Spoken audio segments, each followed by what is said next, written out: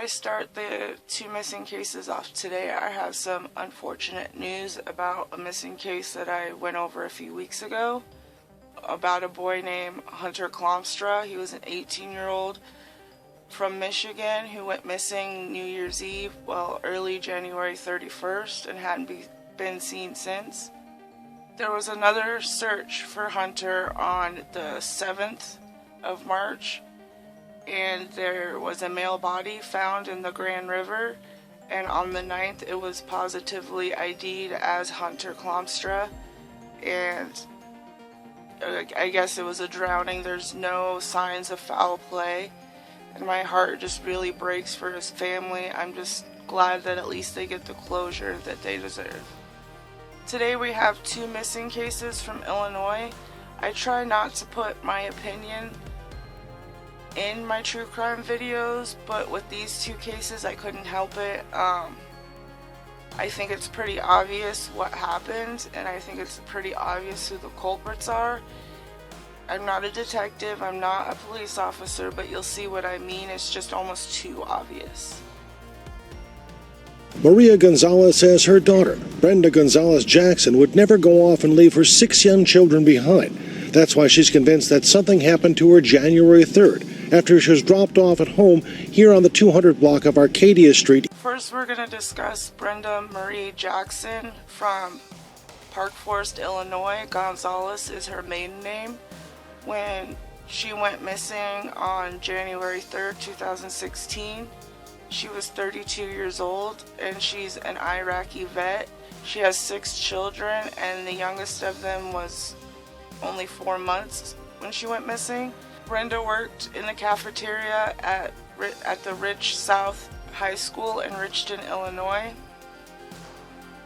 There's some really important backstory that we're going to get into, and you'll see what I mean about who the culprit probably was and why she went missing.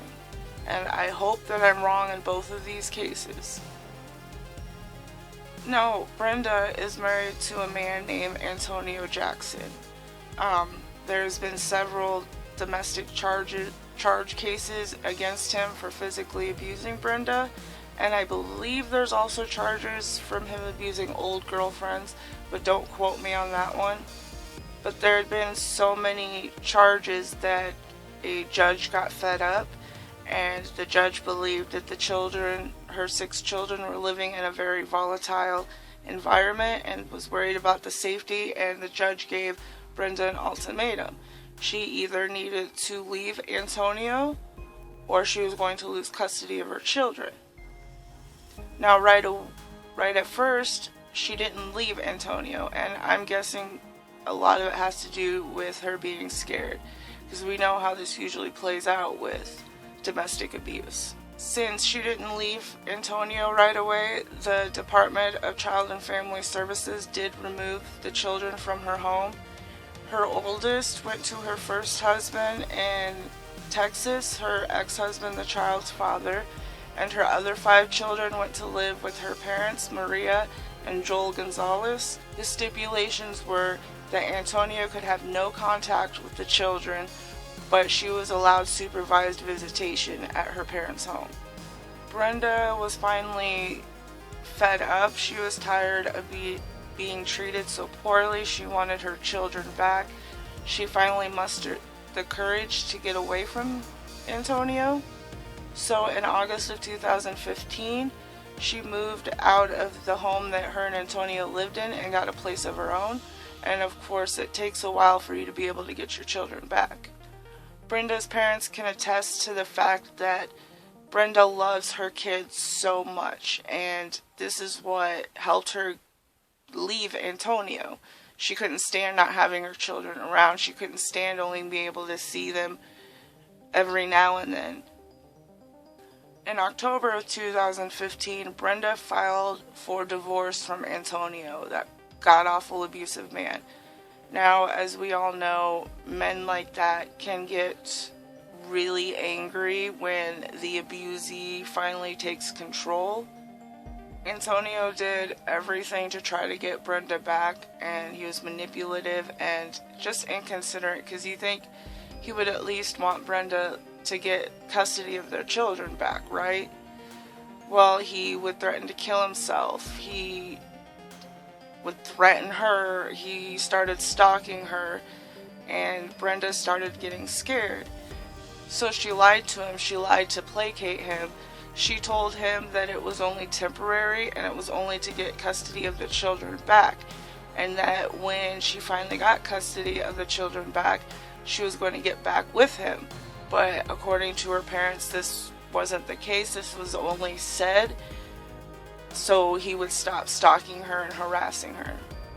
On the night of January 3rd of 2016, Brenda's father dropped her off at home around 9 p.m.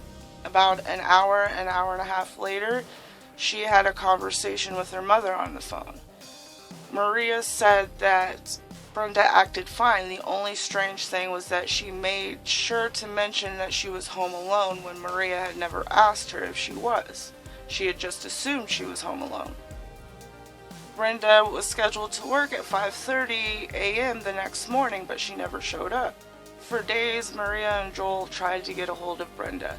They called and they called. They went over to her house. There was no response from Brenda whatsoever. So finally, on January 5th, Maria and Joel had had enough. They were scared. They hadn't heard from their daughter.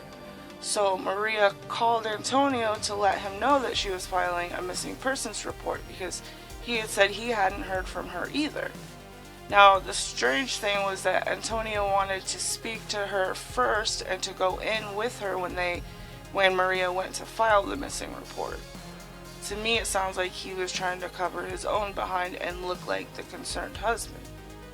But again, that's just my opinion. When the police went into her home, her ID, her purse, and even her winter coat was still there.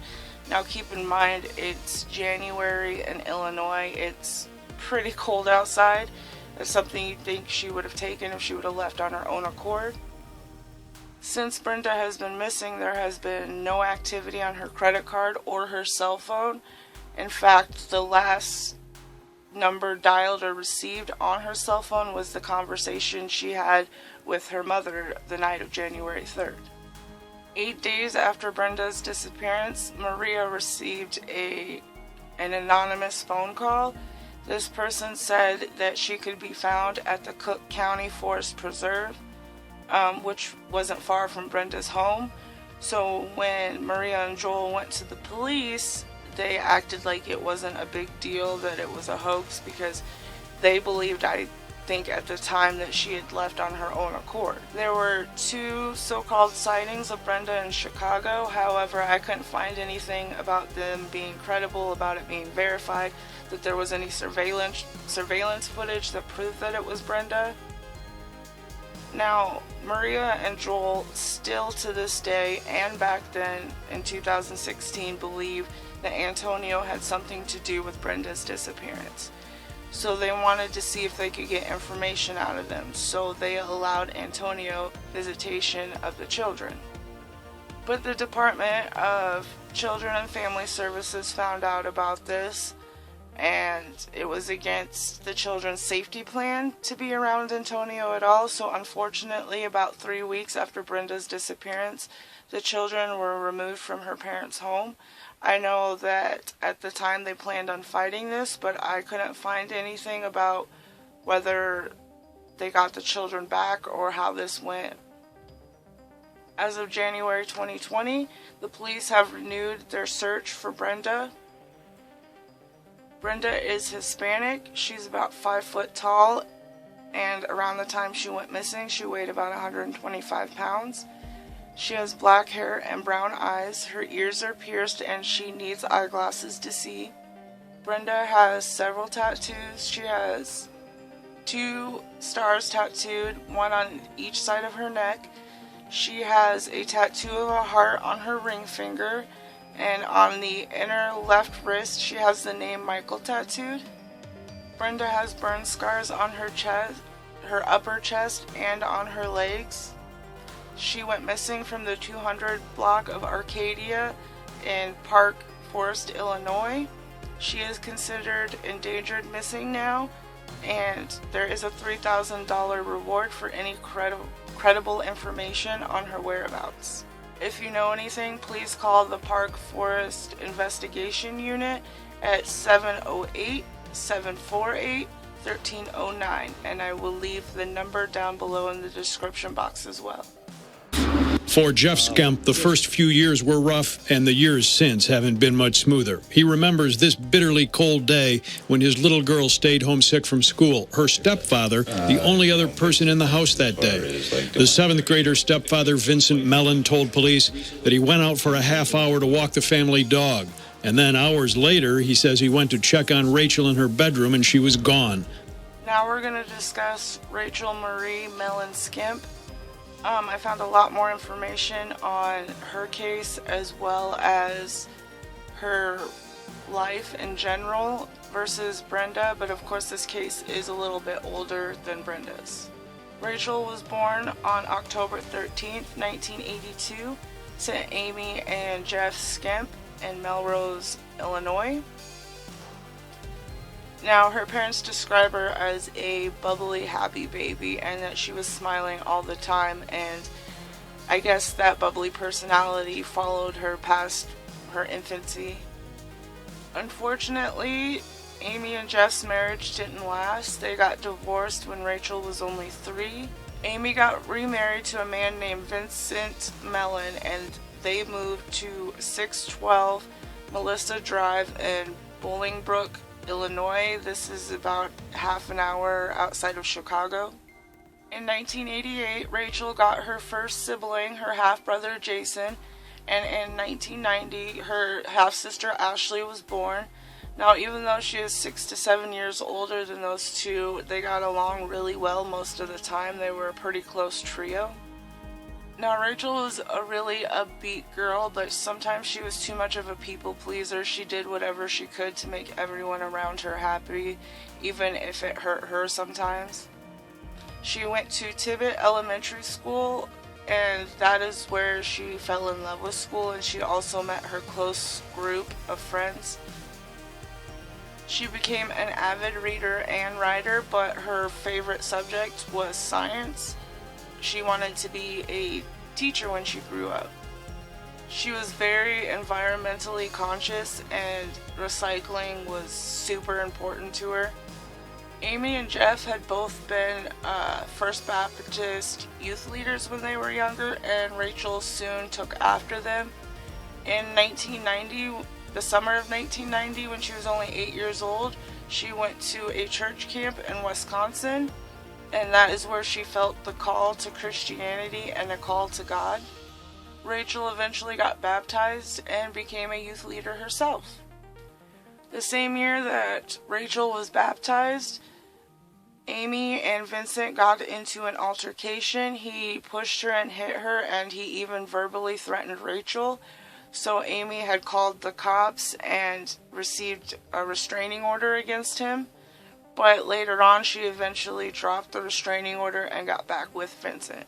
Rachel went from elementary school to the B.J. Ward Middle School. While in middle school, Rachel was an honor student, and she was really popular with her classmates. But in 1995, she ran away for a short 12 hours. I couldn't find out exactly what had happened, but her brother or sister had broken something, and she was afraid that she'd get blamed for it. So she ran away, and she slept outside her best friend Jenny's window. But the next morning, she called her grandparents, Vincent's parents, to give her a ride home. The summer of 1995 would be the last time Jeff would get to see his daughter. Rachel was down in Texas. He was living in Dallas, Texas at the time, and she went down with him for most of summer vacation. And she had even confided in her uncle that she wanted to move in with her father eventually. Now, on August 7th, 1995, Rachel made a very disturbing entry in her journal. Vincent had wanted to show her or teach her what older men shouldn't do to her until she was older. He wanted to show her what predators would do to her. So he kissed her and touched her inappropriately. Now, if that's not major manipulation or grooming, I don't know what is. Now, the last time Jeff would get to speak to his daughter was around Christmas of 1995. He actually remembers the conversation like it was yesterday.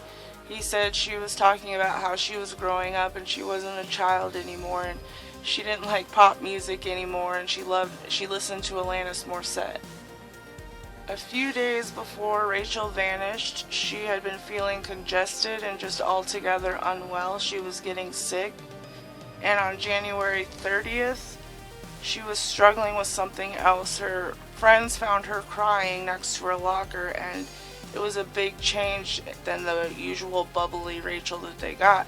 But when they tried to pry it out of her on what was wrong, all she would tell them was that she had a problem, but she would take care of it. Now, the next day, on January 31st, Rachel stayed home from school with a sore throat. Vincent was there as well because he was unemployed. It was a freezing cold day at -20 degrees. About 10:45, Rachel called her grandparents, which was slightly unusual. It was her father's parents, because for some reason, and I couldn't figure out why, she wasn't supposed to talk to them, but she called them to thank them for the Christmas gifts that she had gotten in the mail.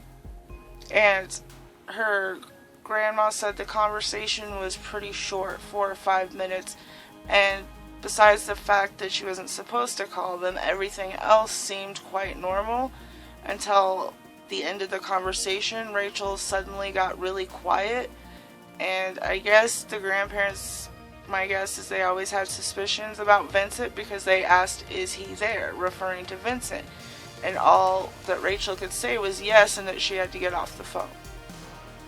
Vincent claims that after this phone conversation, when Rachel called her grandparents, the two of them played video games together until Rachel got sleepy.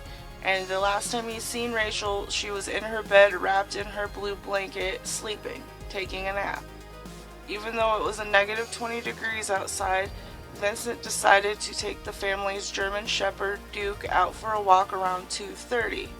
He said that he left the door unlocked and that he was gone for about a half an hour.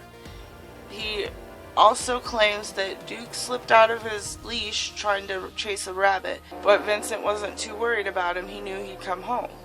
Now, for the next part, there's two different stories. The first story is that when Vincent got home, he didn't check on her because he figured she was sleeping, and that he didn't know Rachel was gone until his daughter told him. But I also read in another article that he knew she was gone and that he checked on her, and that the police know for a fact that he didn't check on her when he got home. Now, I'm not sure what evidence they would have of that because it's a pretty bold statement, but I guess you can kind of choose which one you believe. I'm honestly not too sure. Around 3:15, Rachel's 6-year-old sister Ashley came home from school, and she couldn't find Rachel anywhere, so she went and told her dad, Vincent. But he apparently acted like nothing was wrong or that it wasn't a big deal. Now, a neighbor, a real estate broker, he found Duke running around the neighborhood loose, and with the help of another neighbor, they found Duke's home. This was between 4:30 and 5. It wasn't until 5 p.m. when Amy came home with Jason that the police were called to report Rachel missing.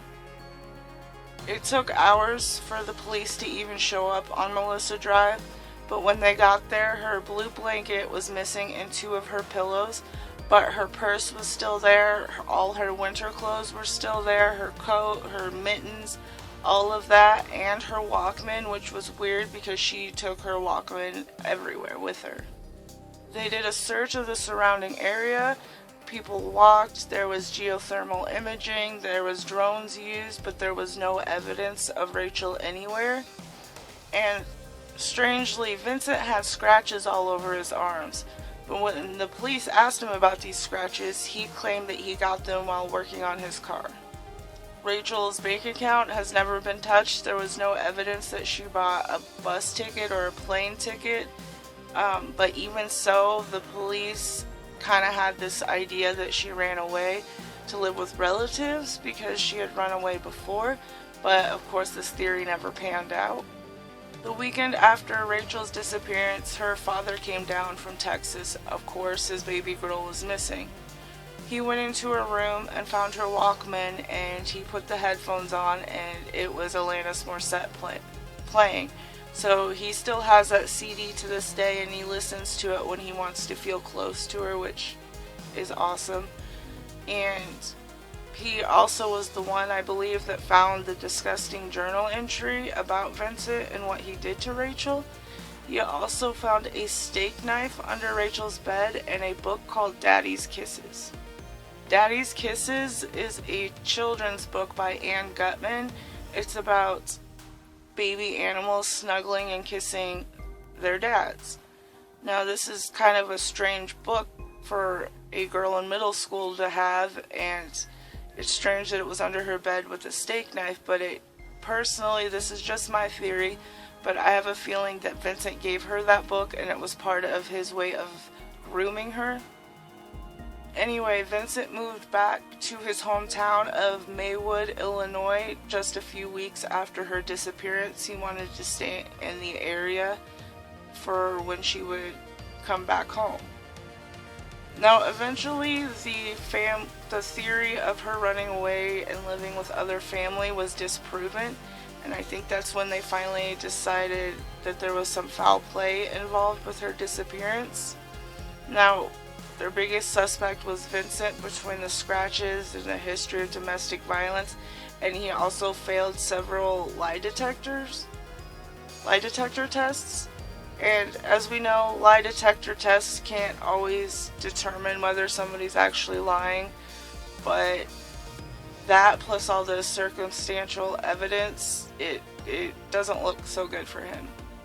In 2000, the police got a warrant for DNA samples from Vincent, which included blood, semen, and hair, for the grand jury, and the grand jury also interviewed Vincent and Amy. Now, Amy was in there for 2 hours. She didn't invoke her spousal privilege or her Fifth Amendment rights.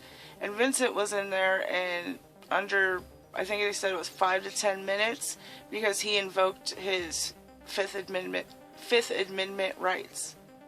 Now, there was no indictments or charges against Vincent. Later on, Amy sued the town of Bolingbrook. She claims the police department stole personal photos of Rachel to take to the Philippines, which I'm a little confused about. I know Amy is from the Philippines and she grew up in the Philippines, so she claims that the police gave it to the FBI, who took it to the Philippines. So I'm wondering, did they think that Rachel had taken off to the Philippines when they thought she was living with other family? I don't know how credible this is. I don't know if Amy won this case or what happened with it. There was a Joliet, Illinois police patrolman who claims he saw a police officer in street clothes walk into their home with nothing and then leave with a black duffel bag. I'm not sure what all that's about either. Now, America's Most Wanted wanted to do a segment on Rachel. However, for some reason, the police pulled the plug on this. The only things I can think is they have evidence that nobody knows about yet, or they felt it would interfere with the case. In 2001, Amy swears that Rachel called her 3 times within 3 minutes. Now, I don't know if she actually spoke to Rachel or if she thought it was Rachel or what exactly happened with that situation, but there's no proof that it's true, and it doesn't seem there's a lot of credibility to it. Not long after Rachel disappeared, Amy and Vincent moved to a small town in Tennessee, which is strange to me, and I don't know why she stayed with him with all this evidence against him. They refused to cooperate with the Bolingbrook Police Department. They hired their own PI to find Rachel, but it doesn't seem like anything's happened with that or that it's helped them at all. In May of 2002, the town of Bolingbrook dedicated a tree at Whipfler Park. They dedicated this tree to Rachel. The park is right across the street from where the Mellon family used to live. They also dedicated a time capsule to her that they buried, which is pretty cool.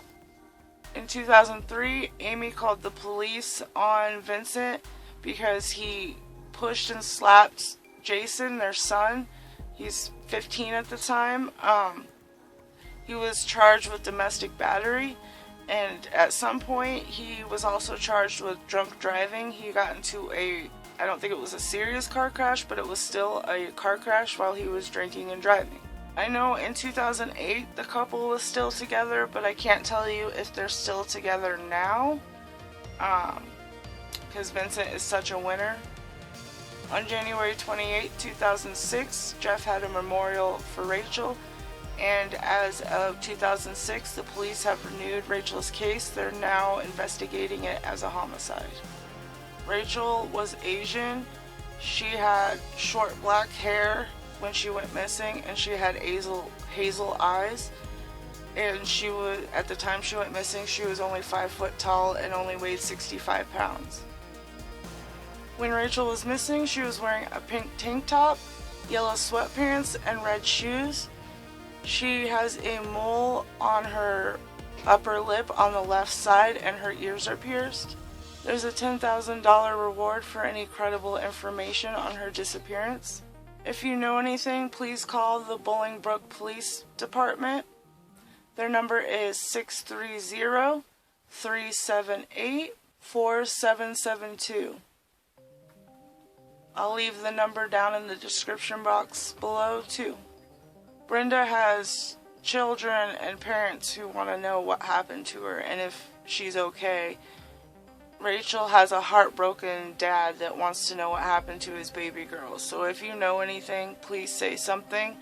I hope I'm wrong about what I think happened in both cases. I truly do. If you have any Midwest true crime suggestions, please drop me a comment. If you like my content, please hit the like button and hit subscribe. And until next time.